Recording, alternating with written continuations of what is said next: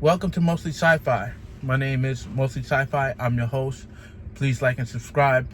Right off the bat, Terrifier 3 was one of the greatest horror films I have seen in my lifetime. At least in a long time. I mean, I just came back from seeing Alien like a month ago. I put an Alien up there, but I think Terrifier has like surpassed that. Like, wow. I mean, the thing with Terrifier is that if you compare it to Aliens, right, and you compare the masterpieces, you only got like one or two masterpieces in Alien, and then the rest are kind of garbage, right? With the Terrifier, it didn't take itself seriously. Like the first Terrifier, I was like underwhelmed. Okay, so I was underwhelmed with the first Terrifier. I think I saw it on Tubi one day, like 6 or 7 years ago, and I was like, well, it's kind of corny, it's kind of weird. And then they started talking about part 2, like Terrifier 2, and I didn't, because I just threw it off. Like Terrifier 1, I was just like, oh, it's just kind of your average horror movie or what have you. Killer clown starts killing people or whatever. And then I didn't see part 2 till yesterday, and because it got such great reviews. I remember it got great reviews before, and I was like, I'm gonna have to go see that.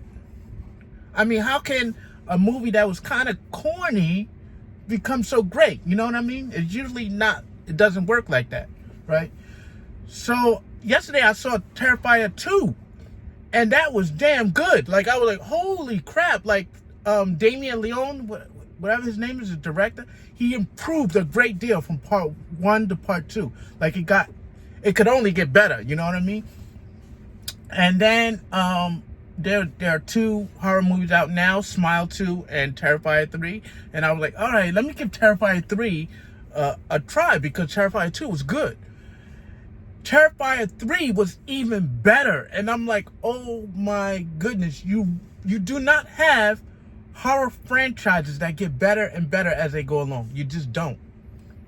I mean, I can't even think of any. Maybe Evil Dead, like Army of Darkness, whatever. You could say like Freddy Krueger, Friday the 13th, 1, 2 was sucky though, right? And then 3 was kind of like one of the best ones, right? And then it was just all downhill from there.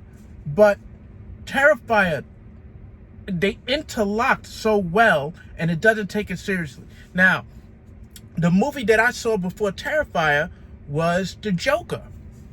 And I was vastly disappointed with The Joker. And because Arthur, whatever his name was, Arthur something, he's a forgettable character. Because of how they dumbed down the Joker, how they nerfed him. So they nerfed the Joker. Even in part 1, they kind of nerfed him. People call that a masterpiece. I'm like, it's okay. I think they nerfed him, right? It's too real. It's too, it's taking itself too seriously. Because the Joker is not meant to be taken seriously, okay? And then I saw the Terrifier. And I didn't realize this until Terrifier 3. Okay, I did not realize this, that's the Joker. Art the Clown is the Joker. That's the real Joker that I want to see. That is the Joker. Like, envision Batman. If you talk about real life, like, you want to make him real, envision Batman battling a clown that is so hard to kill. His arch nemesis. And you're like, oh my God. And then the spirit that's next to him, that's like connected with him, which is a woman. I'm like, yo, that's Harley. That's Harley. That's the Joker and Harley. In Terrifier 3 and Terrifier 2. That's the Joker and Harley. I'm like, oh my God. Like, Damon Leone got the Joker more correct than the actual Joker director. And I was like, holy crap, because when you envision the Joker, he's supposed to be a maniac, a mass killer, right? But in the Batman comics and all the paraphernalia that you read, he really never really kills anyone, right? They say Heath Ledger was the best Joker. I don't think so. Whoever's playing Art the Clown, that's the best Joker. And that's not hitting on Heath Ledger, but when I think of the Joker, I think of Art the Clown. And this was just a masterpiece. It didn't take itself seriously. I saw some holes in the story, and then you don't care about the holes because it's like it just goes so well together. And it reminded me of Silent Night, Deadly Night. You remember that one with the maniac with the axe and stuff like that? But of course, much better made. There's blood and guts and gore. There's novel ways to kill each other, to kill his victims. Like, you talking about like Jason. You think Jason is the top killer, like the top franchise, or Friday the 13th? It don't got nothing on the Terrifier. You talking about like Halloween, Michael Myers? It don't got nothing on the Terrifier. Even though they borrowed tropes and elements from the franchises, but Damon Leone has created like a masterpiece, and I can't wait till part 4 come out. Like, because the dude can't die, man. You know, I saw a forum about like Michael Myers versus Art the Clown. Like, Art the Clown would slice Michael Myers up, son. You chop off his head, he'd still come back. I'm like, oh my God, yo, this guy is crazy. But if you want to psychoanalyze it, they got a lot of stuff. Good and evil. Sienna, who is the protagonist, is like Jesus Christ, but a female, you would say. Sacrificing herself for, I would say, humanity, right? She has to go through all these trials. Her family is slaughtered and massacred, you know, and yet she still goes on. She resists temptation. It's the same thing like Jesus of Nazareth walking the Sinai desert. Sienna.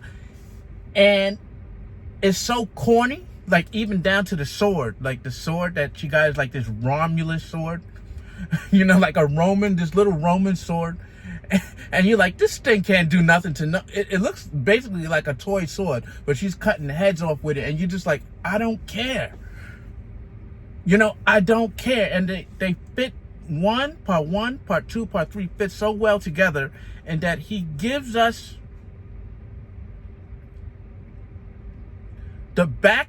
some of the story of Art without giving us too much. So through all of the 3 movies, we still don't know who this dude is. We still don't really know. We know a little. We know that he's possessed by some kind of demon that has taken a liking to him. And whenever he's killed, he's resurrected. Okay? So we know that, right? But we don't know nothing else about that. And it keeps the mystery on and on, as opposed to Alien, where they keep giving you more and more things. Like, they keep answering more and more questions, but we want it to be something that is a mystery. And I would say this is the perfect movie. I would give it, I would say it like a 9 out of 10. A 9 out of 10. You know, I said masterpiece. Masterpiece is a 10. That would be like Zelda. It's not Zelda. You know, I'm not sure what I would give a 10. I don't think I would give any film, horror film in this generation, a 10, you know. But it did very, very, very well. And the lore is excellent. It's like a superhero horror movie, because Sienna is a superheroine. And Art is like the villain because her father is a comic book artist. He was a comic book artist. He created this character for her, right? So that she can be this character. You know what I mean? So it's just a great movie. You got to go see it. Like, but if you don't like gore, like, it's the goriest movie I've ever seen. Okay, it's like over the top gore. It's like it blows like Reanimator out of the freaking water. Like, do you think The Fly was freaking gory? This is gory. I'll probably give The Fly a 10. Okay, that's a masterpiece. 10 out of 10. The Fly, 1987.